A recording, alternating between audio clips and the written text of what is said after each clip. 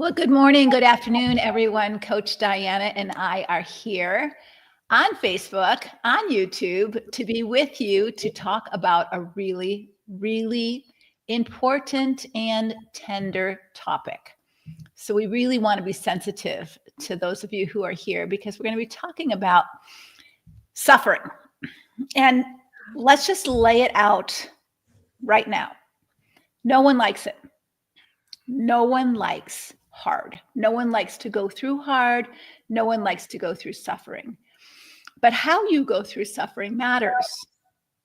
How you go through suffering matters. And so we want to talk about it. We want to introduce some phrases to you.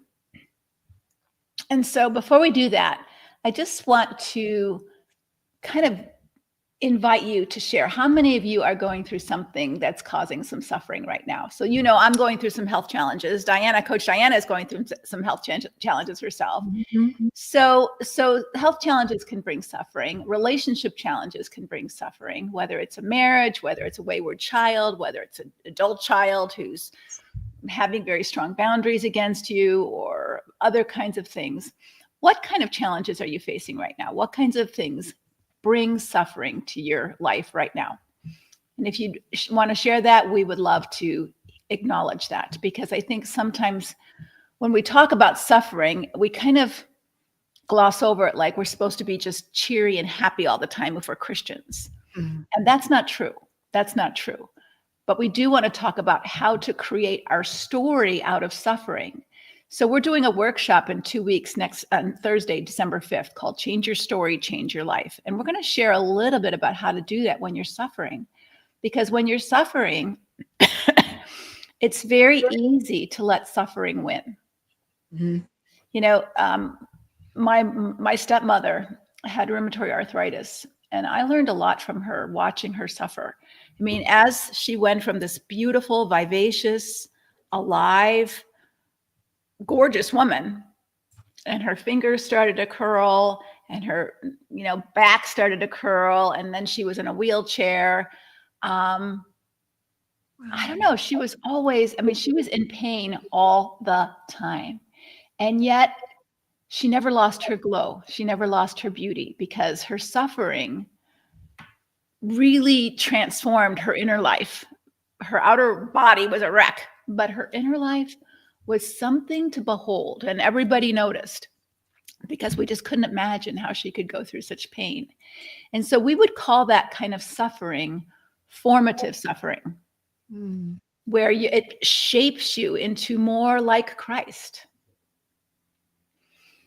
But what kind of suffering are you going through right now? And what kind of story are you telling yourself about it? Remember, we talked about the facts, like I have cancer, and the story you tell yourself, or the facts, I'm going through a divorce, or my husband's cheated on me, and the story you tell yourself, or the facts, we talked about this yesterday, the facts, I have a wayward child who doesn't want to come here for Thanksgiving, and it's breaking my heart, and the story you tell yourself. What does that mean? All right, what does that mean? And so let's take what we've learned so far this week on learning to be healthier, and pay attention to what our suffering is, the facts, and maybe the story we're telling ourselves. Those are really good examples, Leslie. Our suffering can be in so many different categories. And I love that you brought up the example of the holidays, because many of us are facing some difficulties with family over the holidays, and that creates tremendous suffering and grief. Mm-hmm, mm-hmm. Yeah, Jenny just said in Facebook, my mama went home last month. I'm so sorry, Jenny. I mourn alone. Not a sympathy card, nary a flower. It's been difficult trying to avoid pity parties. Very much. Yeah, it is difficult to avoid pity parties. I had one of the biggest pity parties I ever had right after my daughter's wedding. I was so exhausted from planning this wedding, and my only daughter, this was a while ago, but I so remember this pity party, because it wasn't any suffering, but we had these beautiful flower arrangements, and they were on the table, and of course you pay for the wedding flowers, and they're expensive. And I saw my guests taking these flower arrangements off the table and home, and I'm like, I was horrified that my friends and her family were taking my flowers that I paid for. And I didn't have any flowers left. Like there was no flowers. They took all of her flowers. And I just sobbed and sobbed and sobbed because the story I was telling myself. So the facts were people felt free to help themselves to the wedding flowers. But the story I was telling myself is, my friends don't care about me. They didn't care about me at all. They don't want me to have any. Now, I didn't know any of that was true, but I had to work myself through, and it was a suffering that I created because of the story I told myself around that. Mm. I can see where your feelings get involved and your thoughts just become very skewed. And it's really easy to get into that victim mindset. And you speculate about what's really going on within someone else. And we have no idea, but we don't know we're doing it sometimes in the moment. Yeah. And, it could have been that the waitresses said, hey, help yourself to, who knows what they said, Right. but I'm like standing with my mouth agape as everybody's taking the flowers out the door. And then I just cried all night about it. But that was not formative suffering. It was deformative suffering. And so we want to help us to understand. And I created my own misery around that. I created my own misery. I didn't have to feel those feelings. But because of the story I was telling myself, those are the feelings I had until I was able to change my story and change my life, right? The flowers were still gone, but I was no longer in the same place. Yeah, Jenny says, I would have cried too. Tamara says something really interesting. I believe I've suffered a lot for being too fearful and passive, allowing myself to sit in the suffering, making the decision of indecision. Like LP said, not knowing what's on the other side. Okay, so this is called unnecessary suffering. So we're going to give you 3 terms today. Necessary suffering, well, not necessary suffering, unnecessary suffering. And this is the kind that Tamara is talking about, where because of our own fearfulness, our own passivity, our own procrastination, our own avoidance of reality, our own refusal to accept reality. I have a friend who refuses to accept reality. She's always arguing with God. Like, why did you let this happen? And whether it's the flat tire on her car, or it's a, health scare, or it's a child that's having a problem. God, why you don't love me? Why do you let this happen to me? And she's going through a lot of deformative suffering because she's refusing, and unnecessary suffering because she's refusing to accept reality. Life is hard. Jesus tells us that. In this world, you will have hard. But when we refuse to accept hard, or like Tamara says, I avoid hard. I don't have good boundaries.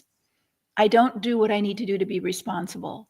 I don't take charge of my own life. I keep defaulting to other people so they'll like me, or so they'll love me, or so that they won't be mad at me. And then I suffer for that. I pay extra in income taxes because I didn't have boundaries around where I signed my name. And I pay extra in stupid tax because I let someone do something to me that I didn't want to do, but I didn't say no.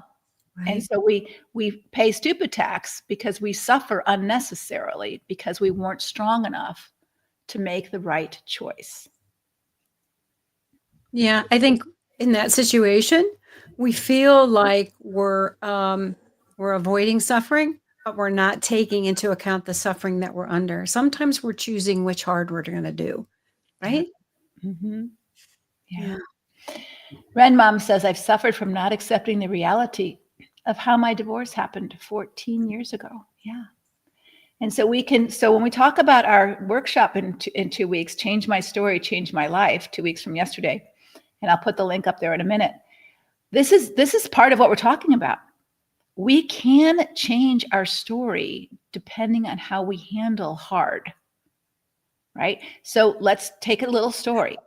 So let's say I don't think of a hard situation that's minor. Let's say that I failed my algebra test, or I didn't get into the college I wanted to get into, or I didn't get the job I wanted to get. All right. So that's the first part of the story. That's the facts. So depending on how I handle that, how I deal with that suffering, that hard, affects the rest of the story, right? Yeah. And affects how the story goes. Like I could say, Wow, I didn't get that job. Thank you, God. Maybe that wasn't the right job for me. What is the right job for me? Well, that leads to a completely different next step than if I say, I'm just a loser. I'm never going to get a job. I'm not going to apply for a job. I'm just going on welfare. Well, that's a very different story because I'm not getting that job, depending on what's going on in here. I love that, Leslie. And I like the question along with that is how is God guiding me in the midst of this unexpected situation? What is he trying to guide me through, guide me into? How is he developing and conforming me to his image? There's so many good questions to ask rather than succumbing to um, the perspective of giving up. How many of you believe the lie and then you would admit to it that life should not be hard and that life should be fair? Again, the same friend who's resisting life a lot, she often says to me, it's not fair, it's not fair, it's not fair. And I say, you're right, life isn't fair.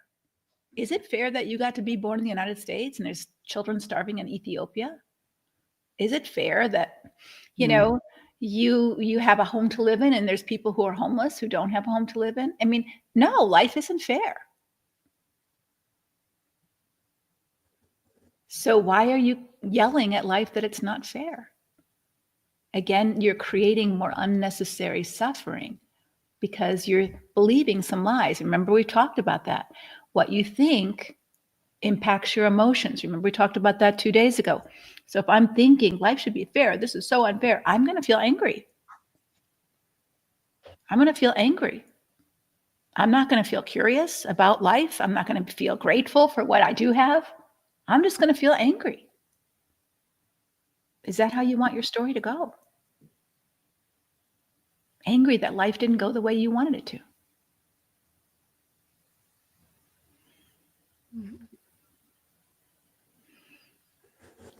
Yeah. Unfairness is frustrating for sure. For sure. It's frustrating. And along with that, I've heard the phrase, I deserve better. Yeah. Every commercial tells you that. But, you know, when I think about what the Word of God teaches us, what do we really deserve? Anything that's given to us that's good is by God's hand. And also difficult situations, if we allow him to, will be good, will be used for good. Total mind shift. Yeah, Kirsten says, my mom has tried to convince me all my life that life isn't fair. Kirsten, are you getting it yet? Like, is your mom's message coming through to you now? I feel like a mom now, but is your mom's message? Because when we expect life to be fair, we're often really disappointed with a lot of life. And then how does your story go? How does your story go when life doesn't turn out the way you want? Yeah, different pay. That's a great story, Tamra. Yeah. What about suffering because of our own foolishness? Whose responsibility is that? So I would call that unnecessary suffering. We shouldn't have to suffer if we were taking the lessons that we're supposed to learn. But we suffer for our own foolishness sometimes. And in Proverbs 19:3, I think it says, let me see what it says. People ruin their lives by their own foolishness, and then they're mad at God. I think that's pretty clear. People ruin their lives by their own foolishness, and then they're mad at God. Like somehow I should be able to be foolish and not have to pay the price. Somehow I should be able to live recklessly and then not get sick with my health or not have bad relationships. That says a lot. Yeah. Yeah, self-inflicted suffering for our foolishness.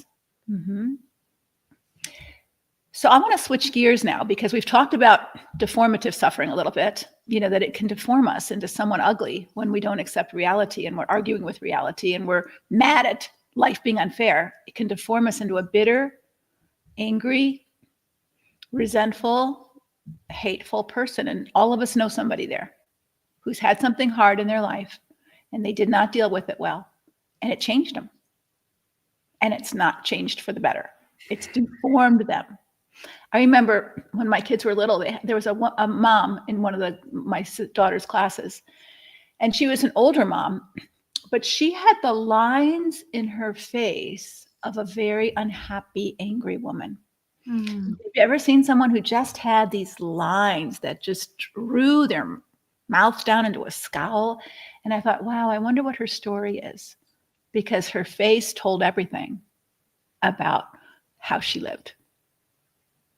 Right. And so, what does it mean to suffer and allow that to change us for good, in a good way? What does that look like? What does the Bible speak about with that? Any thoughts? And we're going to just touch on this, but I've just switched the headline here so that if you want to sign up for the workshop on Thursday, December 5th, change your story, change your life. This is what we're talking about a little bit here. leslievernick.com/join workshop. leslievernick.com/join workshop. The workshop is going to be an hour long. I'm going to teach you all the tools that you will need. You have to use them. I can't make you use them, but I will teach you the tools that you need to change your story. Now, you can't change all the characters in your story. There are always bad guys in everybody's story, right? Even, Cinderella had a bad guy, Snow White had a bad, everybody, and there aren't any real Prince Charmings in your story. So how do you change your story? You can't change all the characters in your story, but you're the main character in your story. And I want to show you how you are an agent of creativity and curiosity. And that God says in his word, I've been meditating on this all year. In 2 Peter, it says, God gives us everything we need for life and godliness. Everything we need. We always think it's all good stuff, but maybe it's hard stuff. Maybe God gives us some things we need to learn how to have better boundaries. Well, how do you learn how to have better boundaries if you don't have a friend who's very selfish and wants to take advantage of you? You don't learn boundaries unless you encounter that kind of person, right?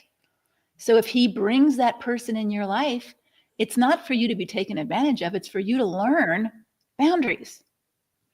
God has given you everything you need for life and godliness. And so maybe you're saying, I don't need that, but who decides what you need? If we believe in God and he gives us everything we need, it's not all rainbows and sunshine. Sometimes it's rain and clouds. Because if we lived our life on sugar and lollipops, it tastes good for a little bit, but we would die. We need vegetables. We need protein. And most of us don't necessarily have a hankering for those kind of things. And so understand, when God gives us everything we need for life and godliness, what if you looked at a problem in that way? Like, okay, God, I don't really like that I'm in this rotten marriage. I don't really like that my husband's cheating on me. But what do I need to learn from this? What do I need to, how am I going to write my part of this story? I can't write his part. He may be a cheater and a liar, but what do I need to learn? How do I need to grow?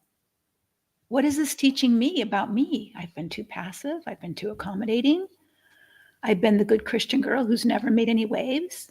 I don't know how to feel my anger. I don't know how to express my anger constructively. Wow, are you bringing all this to me for me to learn those things, God? Because there's a piece of my story that I'm going to write later that I'm going to need to have those things. I just want you to ponder that idea for a minute. Diana, what are your thoughts about that?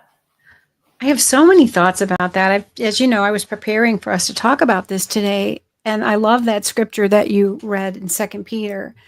And when I think about that, he's giving us everything that we possess to define and develop our character.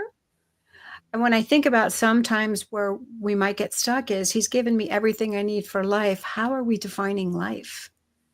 What do we believe that we need for a good life? And what you said, he's teaching us personal responsibility, how to steward this one life well, but it's with eternity in mind. And I I share a story. My mom was so funny and so wise, but I remember I remember one time complaining to her. I'm like, "Why didn't God put me in a family?" And here I'm complaining to my mom. I didn't even realize it was a put down. I said, "Why didn't he put me in a family of affluence so I could have gone to Harvard and had all these opportunities?" And she on the other end of the phone said, "Life is short, honey." And she was just really trying to tell me, I think in her own way, that God has a plan. Life is short and we're living for the next place. And so when I think about, what the suffering brings us to, we're looking for internal things, right? And he wants us to take agency and control over our lives so that he can accomplish his good purposes in us. We have a role to play in that, Leslie, and that is listening, surrendering, and obeying, right? Not to deformative suffering or abuse, but to the things he's allowing in our life to develop a strength of character so that we can change the story. We want to end well. Mm-hmm. Yeah, so let's just play a game real quick, and then we're going to open this up to some questions. Let's just play a game, and you finish the story. So once upon a time, there was a woman who was married to an abusive man. And she believed that she was supposed to just simply sacrifice and suffer for Jesus and allow him to do whatever he wanted to do because he was the head of the home. And even though people came at her and said to her, I don't think that's biblical, and I don't think that's what God really wants you to do, she was so afraid of living alone, but she didn't want to face that. She was so afraid of living alone. She was so afraid of being on her own. She was so afraid of not having a man in her life that she endured years and years and years and years of abuse. And she died in her 60s, unloved, still married, but very unloved. End of her story. Is that a life that honors God? Is that a life well lived? Let's take the same story. A woman gets married to a very abusive, nasty man. He's harsh. He's ugly. She tries so hard to please him. She wants to be a good Christian wife. She loves him. She honors him. She has 3 babies with him. And he's harsh to her. He's harsh to the kids. He's deceitful. And she begins to realize God is not asking me to die to myself as a person in order to enable his selfishness to flourish. That's not good for any of us. It's not good for him. It's not good for me. It's not good for our children who's going to watch all this growing up. I've got to figure out how to get stronger. I've got to figure out how to support ourselves if he never changes. I've got to go back to school. I've got to get some counseling help to get me in a place where I'm healthier. How does her story end? It doesn't end the same way as the first lady's story. They both had the same bad man in their life. But each of them did something different with that. One allowed herself to be passive and continued to be abused and spiritualized it in a kind of heroic, sacrificial kind of way. And the other woman said, whoa, I don't know what I'm doing, but I need some help to get stronger. And she got it. And she got stronger. And her story was her marriage didn't make it, but she and her children thrived. They were healthy and strong and didn't repeat those patterns in their families. Now, I'm not saying everybody has that complete happy ending story, but you're the character in your story. And if you want to learn how to do this a little bit better, I really encourage you, because all of us are going to go through hard. And when we're afraid of hard, and we refuse hard, and we resist hard, then our storyline defaults to the circumstances that we're in. We're not in charge of our story anymore. But what's happening is those hard things are meant to help us grow. It's formative suffering. It's supposed to help you grow into a stronger person. Look at Joseph. Look at Joseph's story. In Genesis, he was sold into slavery, and then he was accused falsely of rape and sent to jail. Joseph could have just languished. His story could have ended right there. And it very may, for many people who go through that situation, they get into prison, they get angry, they get bitter, they get violent, they get corrosive. That's called deformative suffering. But that's not what Joseph did. He said, I'm in jail. What am I going to do? I'm going to make the best of it. I have leadership skills. I'm going to excel in leadership. And he was the guard's right-hand person. And he interpreted dreams, and he still didn't get the appreciation or respect that he deserved until later, when Pharaoh called a dream maker to his side because he had a weird dream, and the baker and the wine taster remembered him. And so what I'm saying to you ladies is, I really want to teach you, you do not have to default your storyline just because you're a woman and just because you're a Christian. God calls you to steward your one precious life. And we want to help you write a new story to your life. If you're in a stuck story that you don't like, if you're in a beautiful story, good for you. I'm happy about that. But if you're in a stuck story and you don't like the story that you're in, you can change it. But you need to learn the tools on how to do it in a godly way if you're a Christian woman, because you don't want to just go off and find another husband and divorce and be reckless, because that causes its own deformative suffering.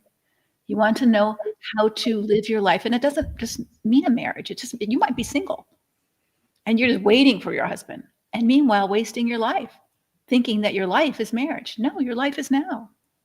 What's the story you're writing now, even as a single woman or a divorced woman?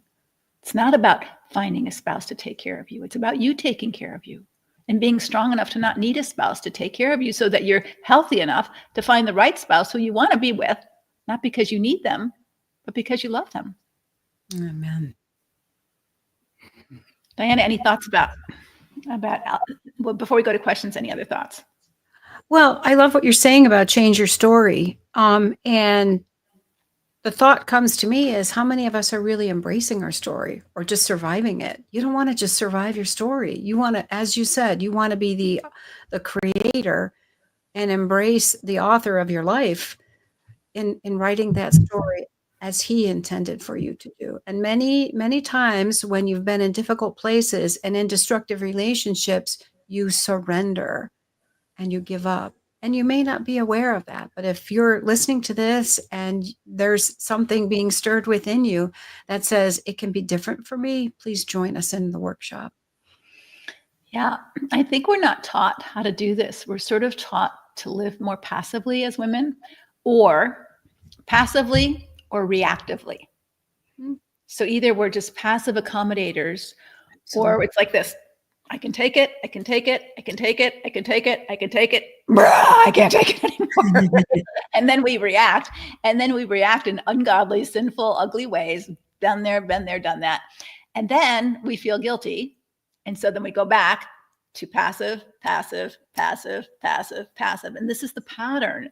And you're living a life that feels so depleting to you. And that is not, God says, I've called that you might have life, and life to the fullest. And again, this doesn't necessarily mean or guarantee a great marriage, but he does want you to live alive, using your gifts, using your talents, being responsible for yourself, taking ownership of your one precious life. Who does that for you if you don't? Your husband's not in charge of your life. You are. You are. So what kind of life story are you living? And if you were to die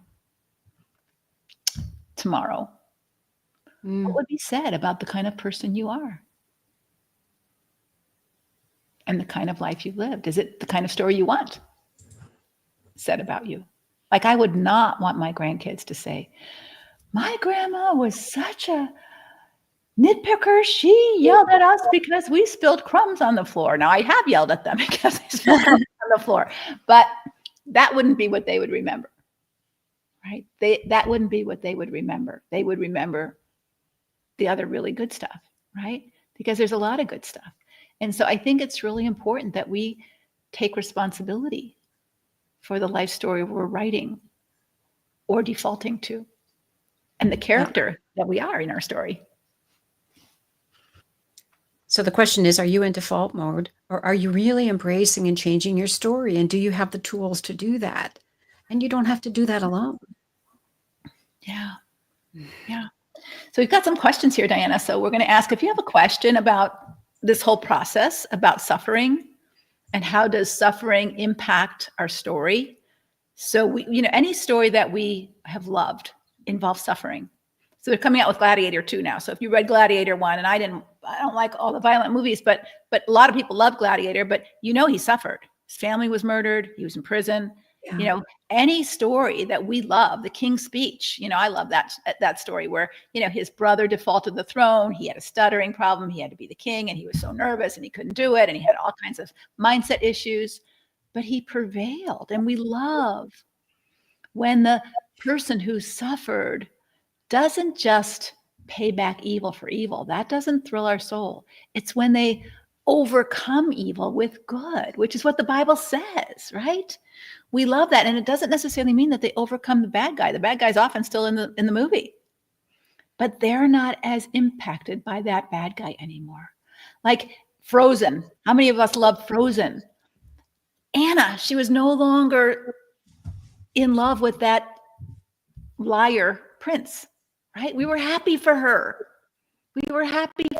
She rewrote her story by getting stronger in service of her sister. And Elsa got on Frozen too, and we were happy for her. They went through some suffering and they got stronger, and their story was different. And those are the stories we love. And that's the story that God wants for you.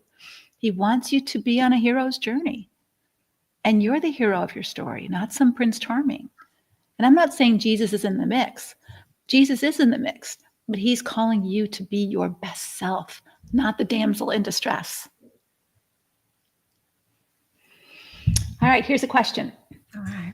I'm dealing with a chronic, unrepentant abuser who lies, deceives, and betrays for 28 years now.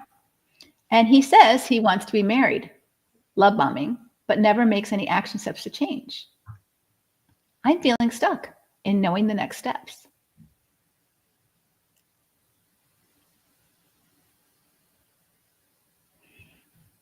You want to? Well, my first question is, did you follow the link and sign up for the workshop? Because we're going to give you some next steps for changing that story. But yeah, of course, you're stuck and you need some help stepping out of that. It's what you know. It sounds like 28 years. You've already been conditioned for this.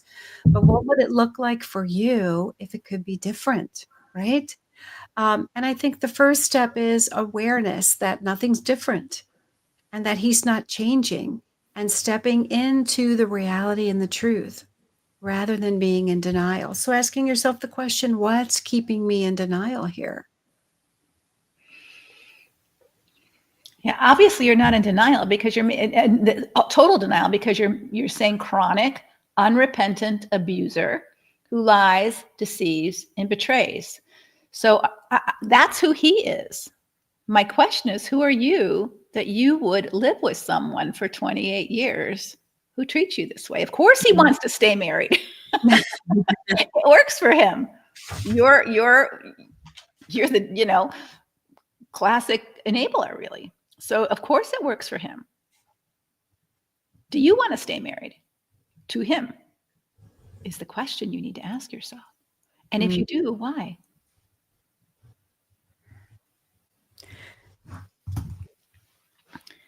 Yeah. And there might be some spiritual things that are going on. If you're a Christian, like God hates divorce, and I'll ruin my testimony if I leave, all those kind of things. And those are beliefs that you have that have kept you stuck. And those might not be exactly the way you think they are in terms of truth. But it's up to you to investigate that, because you're the one who has to make some decisions. He's made his decisions. I get my cake and eat it too. Right? He's made those decisions. I get to do what I want, and I still have a wife to come home to who I assume cooks for me, cleans for me, has sex when I want, and takes care of me, and I can treat her like crap. And I wonder why you're okay with that story. For you, it's okay for him. It's working for him. But why are you okay with that story? Why am I still here? Yeah. Good question. Yeah. And if you're not okay, then what do you think your next step is? And I would say probably, like Diana, probably the next step would be to sign up for the workshop. I think when you've been entrenched in something that long, you need support and help and guidance. It's very hard. It's hard. You're doing hard. If you're considering making a change and getting unstuck, and you've been in it this long, you need support and you need direction. Yeah. And you need it from trusted people. And so, I don't know whether you trust us or not trust us. We don't know who's here in terms of personal. Some people we recognize, but, be careful who you listen to. There's a lot of people on the internet these days. And so if you are a woman of God, I'm a woman of God, Diana's a woman of God, we believe the Bible is the word of God. And I believe the Bible is the word of God. I've been a faithful follower of Jesus for over 50 years. So what I'm telling you, though, is the things that churches have told women about your role in life has been very demeaning and diminishing for the most part. That you are the good wife is the one who does just what you do. And so there may have been some praise for you. You're such a long-suffering, forgiving wife. But are you really helping him by doing this? And what's it doing to you and your children? And so I just want to help you to think that sometimes we think that we're doing the Christian thing when really it's a cover for our own fear. Like I remember having a conversation with a woman who was married to a scoundrel. And she kept thinking, well, I just need to love him and I need to suffer and sacrifice for Jesus to bring him to the Lord.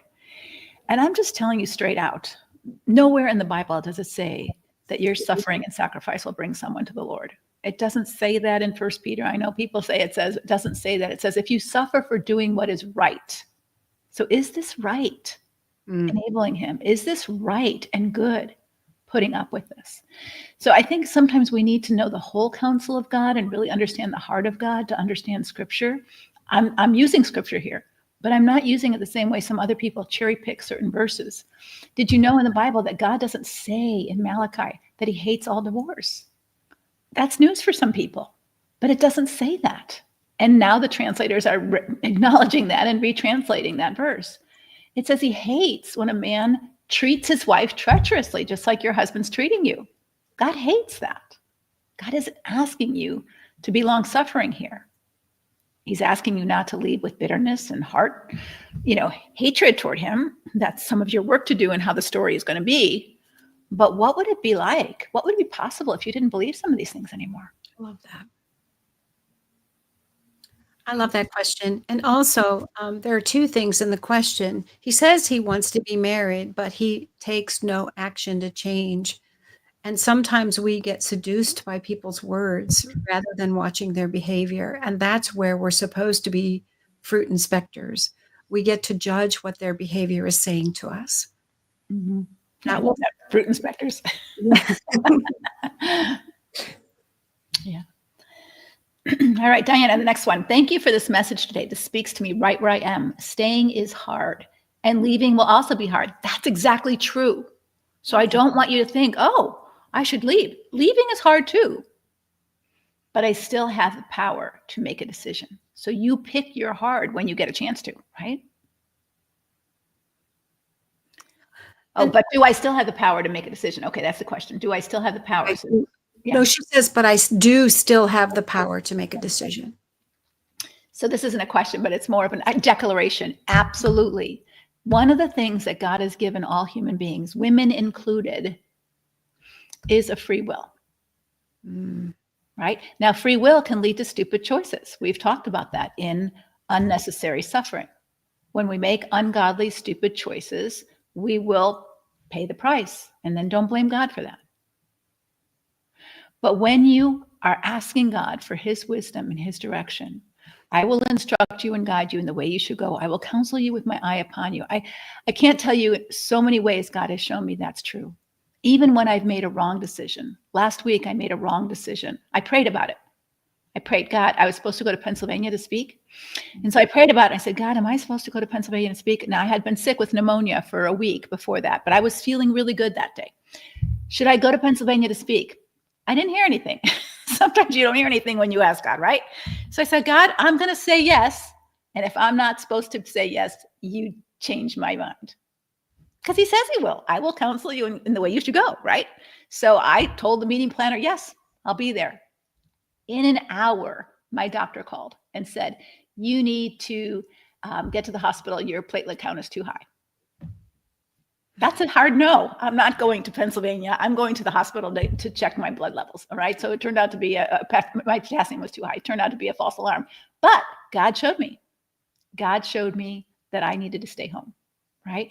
And so those are ways that I trust God. And I've done this. If you're turning right, He'll show you, hey, this isn't the direction. He'll show you that. Doesn't mean pain and suffering isn't necessarily the indication that you've gone the wrong way, because hard is hard. But He'll show you it doesn't align with your values. It doesn't align with who you are. And He'll show you that. So just trust Him in those decision-making times. I also think, Leslie, that when we make a hard decision, sometimes, I've had to make a lot of business decisions along the years, and I try to use my analytical brain for that. I don't use my feelings. But I think a lot of times one of the most powerful things I did when I was deciding which practice to work at was I asked the Lord, where will I glorify you the most? So I kind of looked at the spiritual impact of the decisions. And I want to say with that, look at the spiritual impact of the hard you're doing now. You may think that stepping out and leaving might put you in a different situation financially, but how will it bless you spiritually? How will it enrich you? Because look at what's happening to you on those other levels as well, physically and spiritually. Sometimes we always just look logistically. Yeah. And living with, it says in Proverbs, it is better to live in the corner of a rooftop than to live with an angry, contentious woman. Now, Proverbs was written for men, or for a young man, so that's why it says that. But it's true for both. Truth. It takes its toll when you live with a contentious, angry, ungodly, abusive person. And I have talked to hundreds and hundreds and hundreds of women over my ministry that they get to, because, I started this ministry 45 years ago, but they're all aging like I am, and they're getting to be my age or a little bit younger. And they're saying, oh my gosh, I tried to be the suffering, sacrificial wife. And now I've got autoimmune disease. I've got heart disease. I've got this, I've got that. I can't work because of all the stress that I've been under. My cortisol levels are through the roof and my health is suffering. Not because I didn't take care of myself, but because of the stress of living with a contentious person. And the Bible talks about that. Life and death is in the power of the tongue. Reckless words pierce like a sword. And it affects our body and our mind. So Lisa Turkhurst, all of you know who she is, a good friend of mine, she says, is God asking you to sacrifice the best of who you are in order to enable the worst in someone else? I don't think so. Even as a mom, I don't think He would call you to sacrifice your retirement to give your kid money for drugs, right? That's a no-brainer. Right. It's a no-brainer. But as wives, we sacrifice that. We sacrifice the best of who we are, enabling their selfishness, their deceitfulness, their abusiveness, their crassness, their ungodliness to just flourish at our expense and our kids' expense. How is that a good idea? So, all right. I've been in a marriage with a man who has all the traits of a covert narcissist for 2.5 years. I was confused for a long time and have suffered from depression and many physical sicknesses and health issues. Here we go. I think I've been living with a lot of unnecessary suffering. My question is, how do I embrace and accept the reality of this broken marriage? And how can I move on, even if my marriage doesn't work out, and not beat myself up? Thank you so much. You want me to take a stab at that first? Yeah. Mm-hmm. Okay. Well, I think real practically, when I talk about how do I embrace and accept the reality of this broken marriage, quite practically, if I stay I'm forgetful. And I remember my pediatrician telling me that your mind or your emotions play tricks on your memory. So I would have to write down, really, in a journal, I would have to write down how I'm suffering. I would have to embrace the reality and the truth of what he is doing and what he's not doing. And I would have to remind myself of that repeatedly to motivate myself to make some hard decisions. Because I think our nervous system gets used to it gets used to survival mode, and we can stay pretty constant on that treadmill. But if we're facing the truth of our pain and our reality, routinely, we can tell ourselves the truth. So I might tell myself, he's not changing. He's abusive toward me.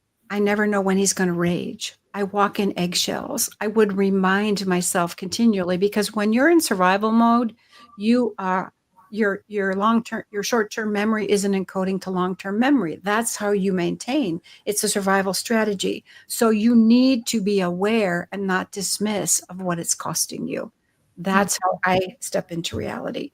The reality of, I broke my elbow last week, and my reality, and I have to tell myself, you can't go back to your old behaviors. You have to get up early and do these exercises, or you're not going to gain full mobility of your elbow.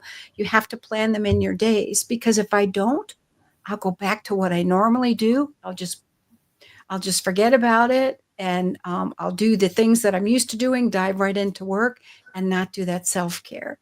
But we have to get into the habit of recognizing what God is showing us and accepting that as our truth. Okay, I think that's really, really helpful. I'm going to use this chart to help you answer your question real quickly. So the facts are, so I'm going to go here. The facts are, I'm going to accept the reality of this broken marriage. Okay. I've been sick. This is affecting my health. He has not responded well, etc. I'm not sure you didn't put all the details. So you put the facts here. Okay. No. And then the question is, how do I embrace and accept the reality, the facts of this broken marriage? And how do I move on, even if my marriage doesn't work out? It's probably not going to work out if you're accepting the facts of a broken marriage. How can I move on, even if my marriage doesn't, and not beat myself up? This is the place you're going to beat yourself up. All right. So you need to write down the facts of your broken marriage. And then you're going to say, what is the story I'm telling myself? I didn't try hard enough. It's all my fault. If only I would have done this. If only I had tried harder. If only I had stayed longer. Those are the things that you're going to tell yourself that may lead to guilt feelings, right? Because if you tell yourself those things, you're going to feel guilty. So this is why the Bible is really clear. Take every thought captive to the obedience of Christ. Who does that for you if you don't? Not every thought we think is true. Right? So if things are true, good, right, dwell on these things. We have lots of thoughts that are not true, lots of thoughts that lead us to bad stories and bad feelings, but we don't ever examine them. So examine yourself, examine your thoughts, examine your heart to see where you are, and don't let these ideas that we used to have about, I'm a bad wife if I don't make my marriage work. You can't make your marriage work. All you can do, I have met lots and lots of good wives who are in bad marriages. They've been good wives. They just don't have a good marriage because their husband isn't a good husband. He's not faithful. He's not honest. He's not responsible. He's not, transparent. He's not authentic. So you can't have a good marriage, even if you're a good wife, all by yourself. So just be really careful when you start to feel guilt feelings, fearful feelings. Go back to this exercise I taught in yesterday's Facebook Live. So if you haven't watched that, you can go back in the Facebook page and scroll it, or if you're on our email, you should have gotten a recording of it. So go back and look at this. So my thoughts affect my feelings. My feelings also affect my thoughts. So if I'm paying attention to my thoughts, I can begin to renew my mind with the truth. I can begin to take every thought captive to the obedience of Christ. I can begin to guard my heart above all else, for it is the wellspring of life. Those are my responsibility to do. But if I'm not paying attention to the story I'm telling myself or the thoughts I'm having, I may feel guilty. I may go back and try harder because I'm telling myself a lie that it's all my fault. And if only I had tried harder, he would have come around. Right? But if I'm not catching those lies, then I don't know how to do that. Okay. All right. I think we have time for these 2 more questions. Have you read the book, Diana? It's Not You. And I'm reading it now, but I'm curious about your thoughts. I have not read that book. Have you? Is that the one by Natalie? You can look it up. Yeah. It's Not You. Oh, that's by I think that's by Dr. Ramani. Oh, no, I haven't read that one. I'm sorry. I can't give you any comments on it. Yeah. And the subtitle is identifying and healing from narcissistic people. Mm-hmm. And I think here's the truth, ladies. I've been doing this work a long time. I was talking about narcissistic stuff before anybody was talking about narcissistic stuff. And there's a lot of people who are talking about it now, and a lot of good stuff out there. I'm not diminishing any of that.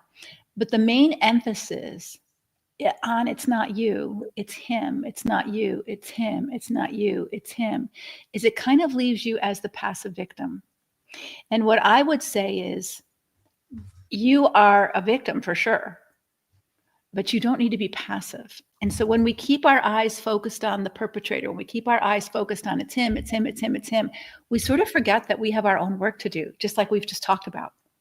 Like, even if it is him, what do I need to do to get safe? What if it is him? What do I need to do to guard my heart? What if it is him? What do I need to do to have better boundaries? What if it is him? What do I need to do to steward my children's mental health and their safety?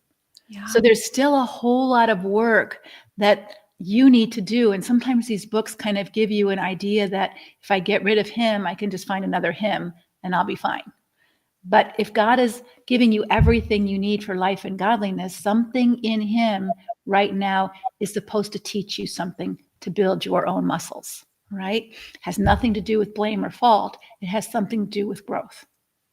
And in order to have this necessary suffering that you're in, not necessary suffering you're in, but the suffering that you're in, that God is going to form you into a better image of Christ through it, then learn the lessons that it's teaching you. And that's the only difference that I would have about some of these teachers that are coming out now, is that they're defining the problem really well in him. Yes.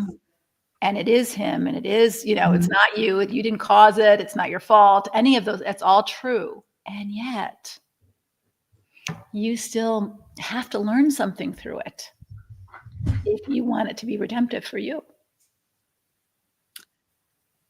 I've read some of her stuff. I have not read that book, and it's exactly what you said. She defines the problem real well. I haven't seen the strength being on how do I move forward from here and what do I do next. Mm-hmm.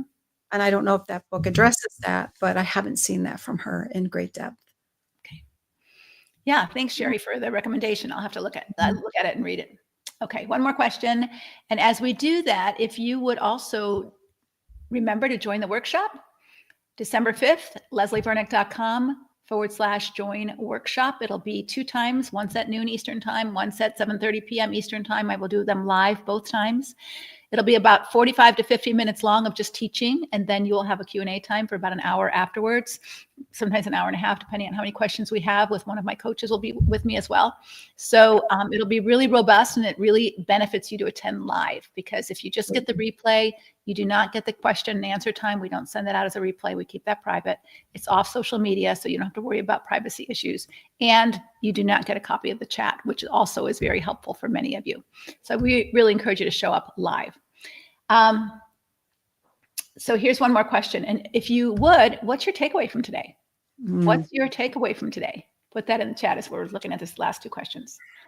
What about the passivity of my husband? He works, but his job is not providing enough. I don't see a change. He starts things, but he does not complete them. I would say there's nothing you can do to change your husband, right? It's not your job to change your husband, but his behavior is impacting you. So the question is, how is it impacting you, and what do you want to do about that impact? Absolutely. Right? So we get all into trying to fix him. And we spend a lot of energy trying to fix him, change him, convict him, motivate him, and then he drives us crazy because, of course, he's not doing it. So I would encourage you to say to yourself, this is who he is. And I might even say to him, hey, honey, I am so tired of nagging you to do what X, Y, Z. Are you happy with the way you are? Are you really content with the kind of person you are? And if he isn't, then maybe that would be a discussion. But if he says, yeah, I'm fine, then you need to decide, what are you going to do about that? Because you either accept it or you don't. You're not going to change him. Mm-hmm. Any other thoughts, Diana? Yeah, I think that's well, I feel like what that might be like is just to be on that treadmill of waiting, and that can be so frustrating.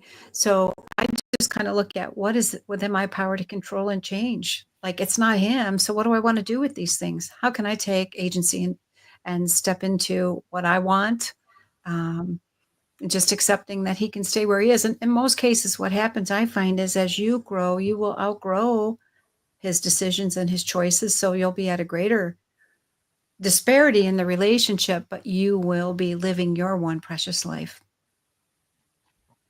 Yeah. How do we get beyond this fear of change and loss? It's being paralyzing for me. I have no family here. I'm a homeschool mom of 10 years. So much change overwhelms and freezes me. I backed out of the divorce. That's a big thing, Leslie. And it is a reality too. Many women who choose to leave their relationships do find their kids aren't available and they are walking it out alone. What do you do then? Well, again, I think it depends on how you want to write your story. So if you are dependent on other people to make your life work, that's always pretty risky because they may not be there or want to make your life work. Right. So I think part of maturing, part of adulting, and I don't mean this in any disrespect because it's hard. It's hard to be a grown-up. I tell that to my kids all the time. It's hard to be a grown-up, isn't it? Part of adulting is that you learn to take care of you, right? Whether it's emotionally, financially, physically, spiritually, you learn to take care of you. That's part of being a grown-up, right? Yeah. And so I think sometimes as women, we've kind of naively believed that we could just move from childhood to marriage and not really be a full grown-up. Yes, we do the laundry and we do chores, but we can't imagine taking care of ourselves financially, taking care of ourselves emotionally, taking care of ourselves socially. And it doesn't mean we have to live alone all the time. It means that we make friends and we do things and we get a job and we function as a grown-up. Mm-hmm. And grown-ups have relationships with other grown-ups, but they're not dependent relationships where I need you to be there for me in order for me to be okay. All right. And I think that that's a child posture, and God's will for you is to grow up, mature spiritually, emotionally, physically, and be a grown-up, be spiritually and emotionally mature. Mm. And when we stay in the child posture, I can understand we might do that when we feel afraid of being on our own, but it doesn't mean you have to be alone to be on your own. It means you're capable. And that feels really good for a woman or a man. I can do it. Everybody who feels like, oh, I watched a YouTube video and I fixed my leaky toilet. I did it, right? When you learn that feeling of competency and confidence, it feels amazing.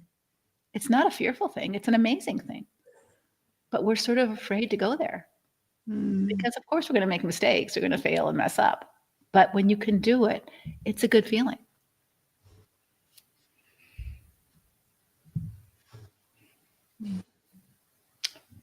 All right. Let me just read before we go, let me just read some of the takeaways. Yeah. We fear the unknown. That was let's see. I see prioritizing and caring for myself. Yeah. Knowing that Jesus is walking with us through the hard, becoming God-centered, and stewarding yourself well. Mm-hmm. To grow and mature past what was. Mm. The world is shattered with broken families, for sure. For sure. And the world has got full of very dysfunctional families too. And it doesn't mean that you don't stay in a dysfunctional family. A lot of families grow and mature in a dysfunctional family, and they use that opportunity as grist for the mill to grow. I think it's both for the man and the woman. Do we want to grow? Do we want to learn from our mistakes? Do we want to figure this out? Or do we just want to stay children who are married? And I think this is really an important topic that the church has not addressed. That, there are men who act like children. They act like 12-year-olds. They want a mommy to take care of them and do everything, and they want to go play all the time. and just have their toys, and they might make money, but they're immature. And as women, we've been immature as well. And so I think it's really important, if we want to change our story and change our life, we work on us. We work on us. We start there. Yeah. And it can be good work to do. Mm-hmm. Mm-hmm. Yeah, I'm going to start writing down my reality each day so I can face it. Yeah. It's affirming to know, to live in the truth. Jesus says, you will know the truth, and the truth will set you what? Free. Truth sometimes is ugly. Like when you have a health scare and you get the truth, that can be ugly and hard. Yeah. Suffering. And how do we suffer well in those situations when truth is hard? But to avoid truth, to deny truth, to say it's not true, isn't helpful, isn't healthy. All right. Well, we are done for today. I think we have another Facebook Live. Let me see when it is. Let's see. Today is Friday, so we have one Monday, noon Eastern time. How can I ever trust myself again? I've made so many mistakes. How many of you can relate to that? How can I ever trust myself again? I've made so many mistakes. I can certainly relate to that, and I'm sure you can too. So come back on Monday for Coach Susan will be here and talk about how do we ever learn to trust ourselves again. All right. Thanks, Diana. Appreciate you. All right. Have a great day, ladies. All right. Take care. Bye-bye. Bye-bye.